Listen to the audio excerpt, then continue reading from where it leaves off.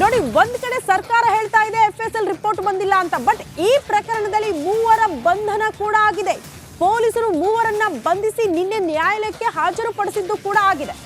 But ಮೂವರು ಕೂಡ ಹೇಳ್ತಾ ಇರೋದು ಒಂದೇ ಮಾತು, ಇಲ್ಲ ನಾವು ಹಾಗೆ ಹೇಳೇ ಇಲ್ಲ, ಹಾಗೆ ಘೋಷಣೆನೇ ಕೂಗಿಲ್ಲ ಅನ್ನುವಂತಹ ವಿಚಾರವನ್ನ ಪೊಲೀಸರ ತನಿಖೆಯ ಸಂದರ್ಭದಲ್ಲಿ, ವಿಚಾರಣೆಯ ಸಂದರ್ಭದಲ್ಲಿ ಈ ಮಾತನ್ನ ಬಿಟ್ಟು ಬೇರೆ ಏನೂ ಕೂಡ ಹೇಳ್ತಾ ಇಲ್ಲ ಆರೋಪಿಗಳು.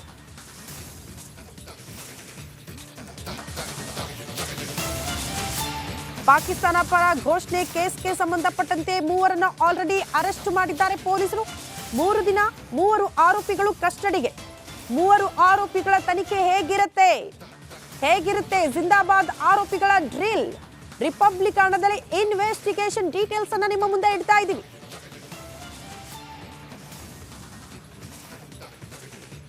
ಈ ಬಗ್ಗೆ ಮತ್ತಷ್ಟು ಡೀಟೇಲ್ಸ್ ಅನ್ನ ಕೊಡ್ತಾ ಹೋಗ್ತಾರೆ ನಮ್ಮ ಪ್ರತಿನಿಧಿ ಸುರೇಶ್, ನೇರ ಸಂಪರ್ಕದಲ್ಲಿ ಜಾಯಿನ್ ಆಗ್ತಿದ್ದಾರೆ. ಸುರೇಶ್, ಈಗ FSL ರಿಪೋರ್ಟ್ ಬರೋದಕ್ಕೆ 2 ರಿಂದ 3 ದಿನ ಸಾಕು ಅಂತ ಹೇಳಲಾಗಿತ್ತು, ಬಟ್ ಇಷ್ಟು ದಿನಗಳಾದ್ರೂ ಕೂಡ FSL ರಿಪೋರ್ಟ್ ಬಂದೇ ಇಲ್ಲ ಅಂತ ಸ್ವತಃ ಗೃಹ ಸಚಿವರು ಹೇಳ್ತಾರೆ. ಸಿಎಂ ಸಿದ್ದರಾಮಯ್ಯನವರು ವಿಳಂಬ ಮಾಡ್ತಿದ್ದಾರೆ, ಬಟ್ ವಿಪಕ್ಷಗಳ ಆರೋಪ ಆಲ್ರೆಡಿ ಕೈ ಸೇರಿದೆ ಸರ್ಕಾರಕ್ಕೆ FSL ರಿಪೋರ್ಟ್ ಅಂತ.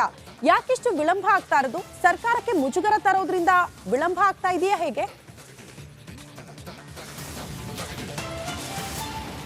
ಶ್ರುತಿ, ಕರೆಕ್ಟ್ ನೀವು ಹೇಳ್ತಾ ಇರ್ತಕ್ಕಂಥದ್ದು. ಯಾಕೆಂತಂದರೆ ಈಗ ಖಾಸಗಿಯಿಂದ ಮಾಡಿರ್ತಕ್ಕಂಥ FSL ರಿಪೋರ್ಟ್ ಬಂದಿದೆ ಅಂತಂದ ಮೇಲೆ ಆಗಿರೋ ಸರ್ಕಾರಿ ಸ್ವಾಮ್ಯದಲ್ಲಿರ್ತಕ್ಕಂಥ FSL ರಿಪೋರ್ಟ್ ಯಾಕೆ ಬರ್ತಾ ಇಲ್ಲ ಅಂತಕ್ಕಂಥದ್ದು ಕೂಡ ಸಾರ್ವಜನಿಕವಾಗಿ ಸಹಜವಾಗಿ ಎದ್ದೇಳುವಂತಹ ಪ್ರಶ್ನೆ. ಸೊ ಈಗ ಇದಕ್ಕೆ ಗೃಹ ಸಚಿವರೇ ಸ್ಪಷ್ಟತೆಯನ್ನು ಕೊಡಬೇಕು. ಯಾಕೆಂದರೆ ಯಾವಾಗ ನೋಡಿದ್ರು ಅಸ್ಪಷ್ಟವಾದಂತಹ ಹೇಳಿಕೆಗಳನ್ನೇ ಕೊಡ್ತಾ ಇರ್ತಕ್ಕಂಥದ್ದು ಗೃಹ ಸಚಿವರು. ಅಂದರೆ ಬರುತ್ತೆ, ಖಾಸಗಿ ರಿಪೋರ್ಟ್ ಏನೋ ಬಂದಿದೆ, ಅದನ್ನು ನಾವು ಕನ್ಸಿಡರ್ ಮಾಡೋಕ್ಕಾಗತ್ತಾ? ನಮ್ಮ ಸರ್ಕಾರಿ ಸ್ವಾಮ್ಯದಲ್ಲಿರ್ತಕ್ಕಂಥ ಸಂಸ್ಥೆಯಿಂದನೇ ಬರುತ್ತೆ FSL ರಿಪೋರ್ಟು, ಕಾಯಬೇಕು, ಒಂದೇ ದಿನಕ್ಕೆ ಬರುತ್ತಾ, ಇದೇನು ಮ್ಯಾಜಿಕ್ಕಾ? ಈ ಥರದ್ದೆಲ್ಲ ಮಾತುಗಳನ್ನ ಕೂಡ ಹೇಳ್ತಿದ್ದಾರೆ. ಇವರು ಇಲ್ಲಿ ಪ್ರಮುಖವಾಗಿ FSL ರಿಪೋರ್ಟನ್ನು ಮುಚ್ಚಿಡ್ತಕ್ಕಂಥದ್ದು ಯಾಕೆ ಅಂತೇಳಿ ಈಗ ಎಲ್ರಿಗೂ ಕೂಡ, ಅಂದರೆ ಇಡೀ ಸಾರ್ವಜನಿಕ ಎಲ್ರಿಗೂ ಕೂಡ ಈಗಾಗಲೇ ಒಂದು ಸ್ಪಷ್ಟವಾಗಿರ್ತಕ್ಕಂಥದ್ದು.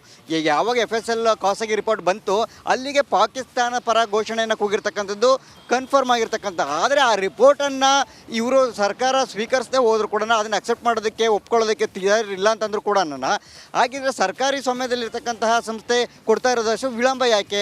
ಒಂದು ವೇಳೆ ಈಗ ಆರೋಶಕ್ ಅವರು ವಿರೋಧ ಪಕ್ಷದ ನಾಯಕರು, ಅವರು ಕೂಡ ಅವರ ಮಾತನ್ನು ಕೂಡ ತಳ್ಳಿ ಹಾಕೋಂಗಿಲ್ಲ, ಹಾಗೆ ಅವ್ರಿಗೂ ಕೂಡ ಸಾಕಷ್ಟು ಮಾಹಿತಿಗಳಿರುತ್ತೆ, ಹಿರಿಯ ನಾಯಕರು ಕೂಡ ಅಶೋಕ್ ಅವರು.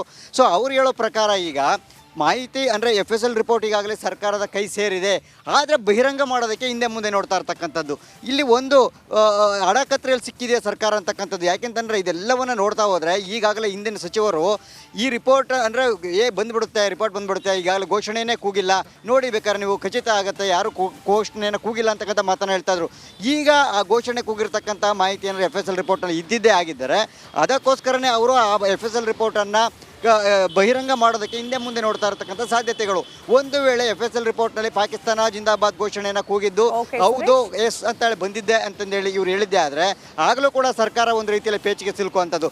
ಒಂದು ವೇಳೆ ಇಲ್ಲ ಅಂತಂದ್ರೂ ಕೂಡ ಈಗಾಗಲೇ ಖಾಸಗಿ ವಲಯದಿಂದ ಬಂದಿರತಕ್ಕಂಥ ರಿಪೋರ್ಟ್ ಇರೋದ್ರಿಂದ ಸಹಜವಾಗಿ ಸರ್ಕಾರಕ್ಕೆ ಸಾಕಷ್ಟು ಆತಂಕ ಮತ್ತು ಸರ್ಕಾರಕ್ಕೆ ಒಂದು ರೀತಿಯ ಮುಜುಗರ ಕೂಡ ಇಡಾಗುವಂಥದ್ದು, ಮತ್ತು ಸುಳ್ಳು ಕೂಡ ಹೇಳೋಕ್ಕಾಗೋದಿಲ್ಲ ಸರ್ಕಾರ. ಸೊ ಇದೆಲ್ಲದರೂ ಇರೋದ್ರಿಂದ ಒಟ್ಟಾರೆಯಾಗಿ ಸರ್ಕಾರ ಎಲ್ಲೋ ಒಂದು ಕಡೆ ಮುಚ್ಚಿಡುವಂತಹ ಪ್ರಯತ್ನವನ್ನು ಮಾಡ್ತಾ ಇದೆಯಾ, ಇದನ್ನ ವಿಳಂಬ ಧೋರಣೆಯ ಮೂಲಕ ಇದನ್ನ ಮುಂದಕ್ಕೆ ಆಗುವಂತಹ ಕೆಲಸವನ್ನ ಮಾಡ್ತಾ ಇದೆಯಾ ಅಂತಕ್ಕಂಥ ಪ್ರಶ್ನೆಗಳು ಎದ್ದಿರ್ತಕ್ಕಂಥದ್ದು. ಈ ಸದ್ಯ ಮೂವರು ಈಗ ಕಸ್ಟಡಿಗೆ ತೆಗೆದುಕೊಂಡಿದ್ದಾರೆ, ಇದರ ವಿಚಾರಣೆ ಕೂಡ ತೀವ್ರಗೊಳಿಸಿದ್ದಾರೆ. ಇದರ ನಂತರ ಸರ್ಕಾರ ಹೇಗೆ ಮ್ಯಾನೇಜ್ ಮಾಡುತ್ತೆ ಇದನ್ನ ಕಾದ್ ನೋಡೋಣ. ಧನ್ಯವಾದಗಳು ತಮ್ಮೆಲ್ಲ ಮಾಹಿತಿಗೆ.